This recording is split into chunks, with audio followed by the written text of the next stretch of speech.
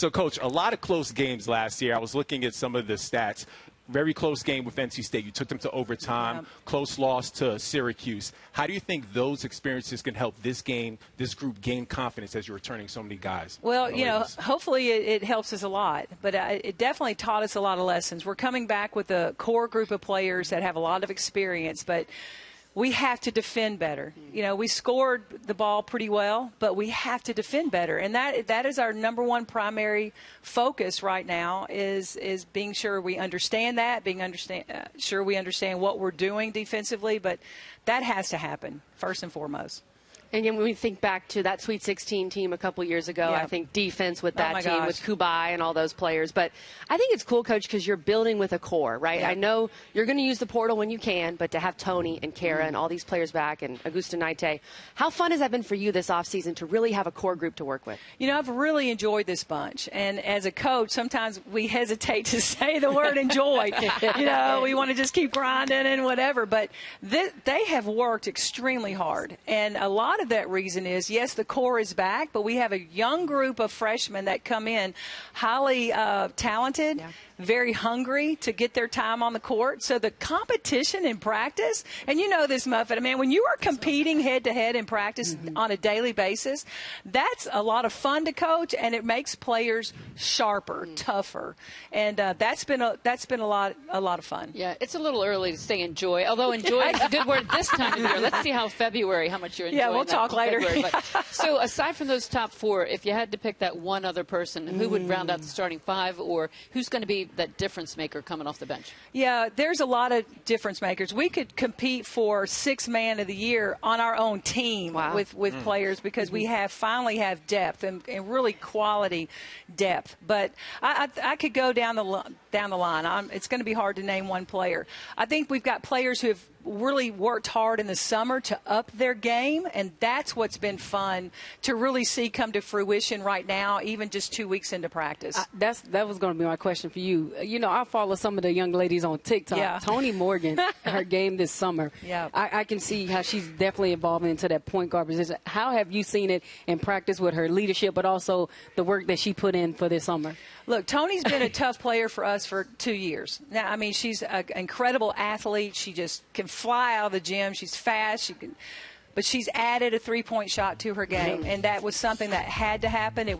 We talked about it in the off season. She put the work in, and we're seeing that happen on the floor now in practices. But the athletic person that she is ridiculous. But let's talk about where her real growth has been. Her maturity. It's been really, really strong because Toni is not a big talker. She's not a big, but her maturity and leadership with this freshman group that's come in has been really, really fun to watch. And I've complimented her on it. Now, we better go home tomorrow and have a good practice. She better come ready to practice tomorrow. But anyway, there's that's how the locker room is controlled by the team. That's right. It's your captains that are going to determine how they come out for a game. Sometimes you come out and you be, I look a little flat today. That's not my job. That's the job of the players in the locker room and the captain. And you know, Muffet, we talk about that because we know that player-led teams can be champions. Coach-led teams, you might be good, but player-led teams, you have a chance to win big.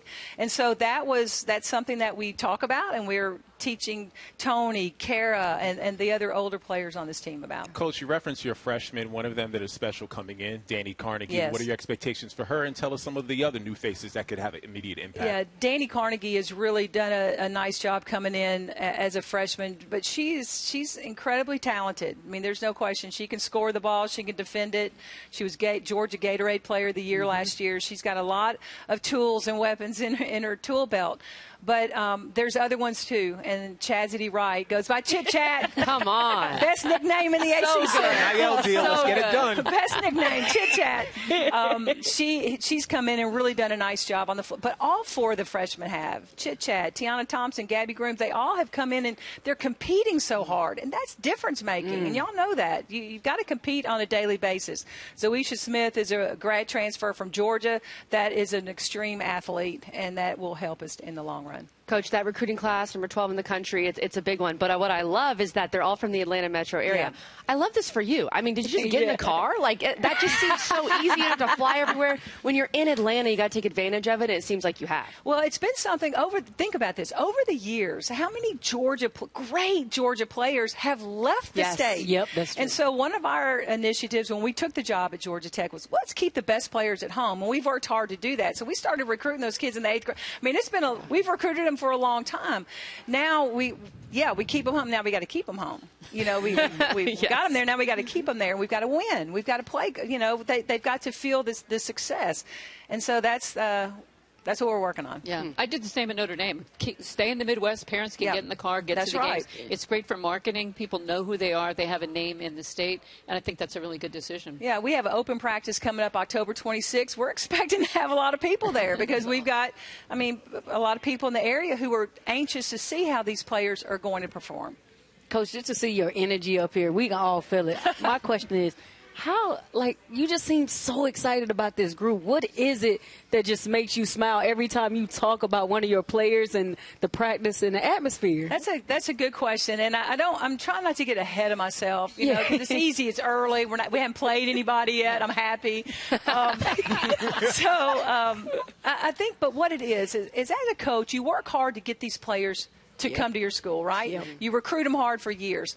And now we've got them there. And y'all, our practices are very, very competitive. They are going at each other every day. Now, we have guy practice players, and we go at them also. But I love it when we go against each other because they're fighting for their time. They're fighting to get better. And when I say fight, you understand what I mean. Yes. But they're working extremely hard to hone their own skill, but also to help their teammate get better. There's no sister-in-law going on. You know what I mean? Like, I don't feel sorry for you. I'm about to get you. You know, so that's really been fun to watch. And it makes me excited to go to practice because there's a whole new attitude. It's an attitude. I love it. It's not a sorority. No. Right? We're here to have fun. And I think Great that's analogy. where your accountability with your seniors, Yes. taking care of the freshmen, the competitiveness at practice, you're absolutely right about that. So you mentioned defense. I know you spent a lot of time on that. Yep. If there was one thing on the stat sheet, what's it going to be that's going to show you that improvement?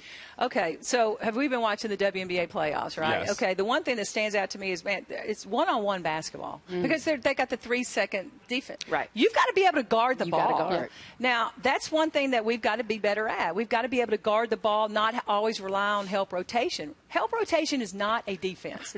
Okay, we're playing rotation tonight. No, we don't want to play rotation tonight. We want to guard our man. And so the emphasis put on you take care of your man so we don't have to help you.